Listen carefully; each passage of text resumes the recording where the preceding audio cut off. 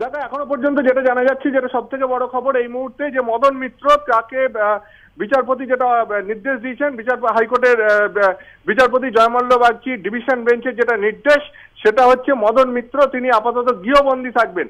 তাকে house arrest করার নির্দেশ দেওয়া হয়েছে এবং পুলিশের সার্ভিলেন্সে তিনি হাউস অ্যারেস্ট হয়ে থাকবেন। অর্থাৎ তিনি নিজের বাড়িতেই বা যেখানে তিনি থাকবেন হাসপাতালে, সেখানে তিনি বন্দী অবস্থায় থাকবেন এবং তাকে বন্দী করে রাখার দায়িত্বটা হচ্ছে পুরোপুরি পুলিশের, অর্থাৎ পুলিশের সার্ভিলেন্সে তিনি বন্দী থাকবেন।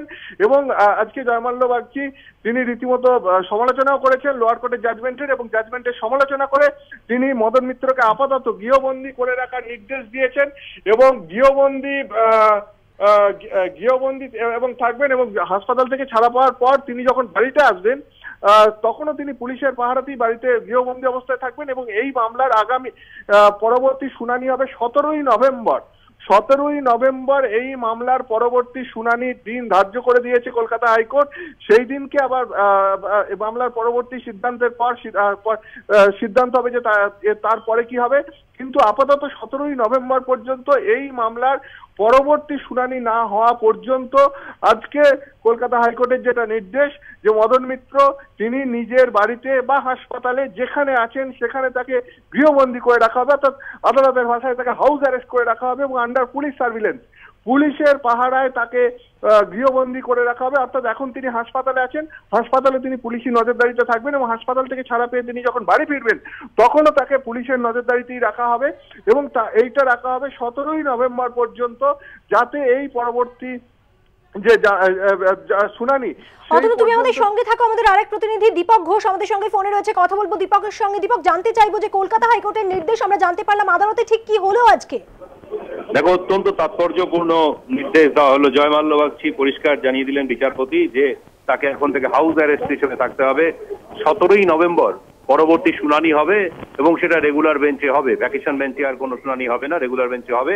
এবং 17 তারিখ পর্যন্ত এই মুহূর্তে তিনি জানতে চাইলেন যে মদন মিত্র কোথায় রয়েছেন, কোন নার্সিংহোমে আছেন বা কোথায় হাসপাতালে আছেন, তার মেডিকেল ট্রিটমেন্ট চলছে, তার শারীরিক অবস্থা ভালো নয়, তার চিকিৎসা চলছে বলে জানানো হয়। তিনি জানান যে যতদিন পর্যন্ত তার চিকিৎসা চলবে তিনি নার্সিংহোমে থাকতে পারেন, কিন্তু সেটাও থাকবেন তিনি পুলিশি প্রহরাতে থাকবেন, নজরবন্দি অবস্থাতেই থাকবেন, কেননা তাকে হাউস অ্যারেস্ট নির্দেশ দেওয়া হলো। তিনি বলছেন যে যখন তার মেডিকেল সুস্থ হবেন, যদি বাড়ি ফিরে আসেন হাসপাতাল থেকে রিলিজ করে দেওয়া হলে, তিনি বাড়িতেও থাকবেন পুলিশি প্রহরায় এবং বাড়ি থেকে কোথাও তিনি যেতে পারবেন না। একমাত্র যদি তার কোনো চিকিৎসা পরিষেবার প্রয়োজন হয় এবং তার স্বার্থে যদি বাইরে বেরোতে হয়, বাড়ির বাইরে, সেটা তাকে অনুমতি দেওয়া হতে হবে, কিন্তু এর বাইরে তাকে বাড়িতেই কাটাতে হবে, পুলিশি প্রহরায় কাটাতে হবে। এবং এই কথাটাও তিনি উল্লেখ করেছেন যে তিনি একজন প্রভাবশালী ব্যক্তি এবং সুতরাং তদন্ত প্রভাবিত হতে পারে সেই আশঙ্কাটা রয়েছে। এবং তাকে লোয়ার কোর্টে যে অর্ডার এসেছিল সেই অর্ডারের তো তীব্র সমালোচনা করেছেন তিনি, এবং এটাও বলেছেন যে আইও ছিলেন না, নাই থাকতে পারেন আইও, তার কারণ সিবিআই এর কাজকর্ম শুধুমাত্র নির্দিষ্ট একটা রাজ্যের মধ্যে বা এলাকার মধ্যে সীমাবদ্ধ নয়, গোটা ভারতবর্ষ জুড়ে তাদের কাজ করতে হয়, বিষয়টাকে মাথায় রাখা উচিত। এবং সেই ক্ষেত্রে যে নির্দেশ দেওয়া হয়েছে, নির্দেশের সমালোচনা করে তিনি বলছেন যে যেহেতু প্রভাবশালী ব্যক্তি তদন্ত প্রভাবিত হতে পারে এই আশঙ্কা যেহেতু রয়েছে, সেহেতু এখন থেকে নির্দেশ দেওয়া হলো তিনি হাউস অ্যারেস্ট অবস্থায় থাকবেন। এবং যেহেতু তিনি এই মুহূর্তে নার্সিংহোমে রয়েছেন, সুতরাং তিনি কিন্তু পুলিশি নজরদারির মধ্যেই নার্সিংহোমে থাকবেন।